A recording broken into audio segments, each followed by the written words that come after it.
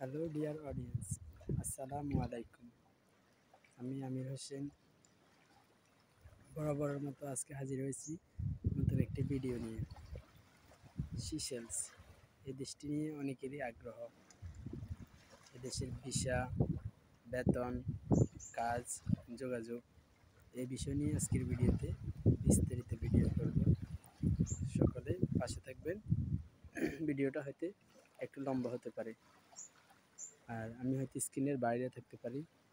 সবাইকে ভিডিওটি দেখার জন্য অনুরোধ করব। ভিডিওটি দেখার পরে আপনারা মন্তব্য করতে পারেন কমেন্ট বক্সে। এই দেশ নিয়ে কারো জানার আগ্রহ থাকবে। আমি আছি দীর্ঘদিন ধরে এখানে, এই দেশ নিয়ে অনেক কিছুই জানতেছি।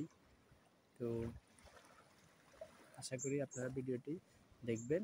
যদি কারো উপকৃত হয় তাহলে কমেন্ট করবেন, লাইক করবেন, শেয়ার করবেন, সাবস্ক্রাইব করবেন।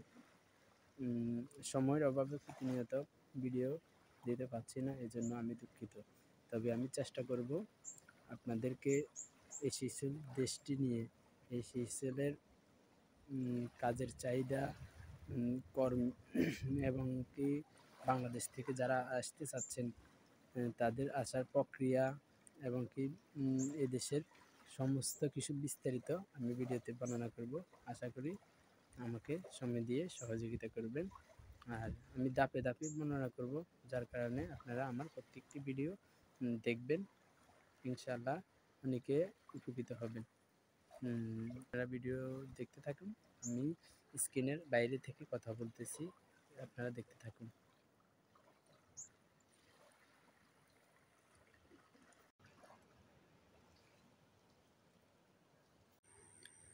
প্রিয় শ্রোতা বন্ধুরা, সবাইকে আমার ইউটিউব চ্যানেলে স্বাগতম। আজকের ভিডিওতে আমি আপনাদের নিয়ে যাব একটি ছোট, অসাধারণ, সুন্দর, সমৃদ্ধ দ্বীপরাষ্ট্র সিশেলস।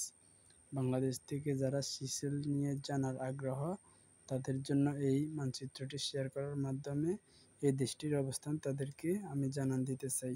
বিকজ অনেকে এই দেশটির নাম আগে শুনেননি, কারণ বিশ্ব মানচিত্রের স্থলভাগে এর অবস্থান নেই। তাই প্রথমে মানচিত্রে দেখিয়ে দেব এই দেশের অবস্থান। সারা বিশ্বের 5টি মহাসাগরের মধ্যে 3য় নম্বর অবস্থানে থাকা ভারত মহাসাগরের গভীরে সিশেল দেশটির অবস্থান।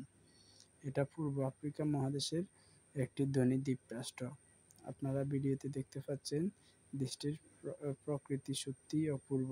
চারিদিকে স্বচ্ছ নীল জলরাশি, মাঝখানে সবুজ পাহাড় আর সমতলের মনোরম পরিবেশ। বাংলাদেশের বসন্তকালের মতোই এই দেশটা সারা বছর উপভোগ করা যায়।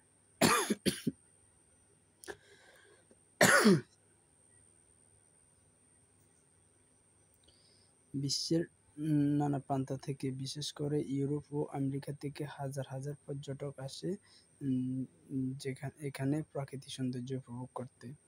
আর এই কারণে এই দেশের আয়ের প্রধান উৎস হলো ট্যুরিজম। বাংলাদেশ থেকে যারা এই দেশে আসতে চান তাদের জন্য সবচেয়ে গুরুত্বপূর্ণ বিষয় হলো ভিসা ও কাজের ধরন। বাংলাদেশিরা এখানে সাধারণত এই দেশে আসতে খুব বেশি জটিলতা নেই। প্রথমে আপনাকে পরিচিত ব্যক্তি